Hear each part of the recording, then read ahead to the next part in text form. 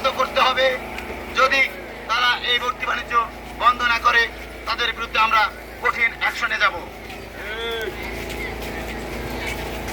দেখো স্কুলে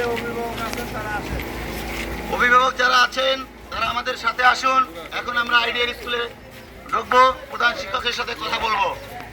আপনাদের উপকারের জন্য আমরা রাস্তায় নেমেছি, আপনাদের সহযোগিতা আমাদের কাম্য।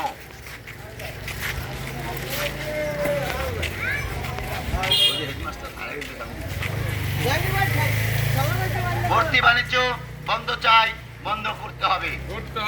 ভর্তি বাণিজ্য বন্ধ চাই, বন্ধ করতে হবে। একই স্কুলে বারবার ভর্তি নয়, একই স্কুলে একবারের বেশি ভর্তি চাই না।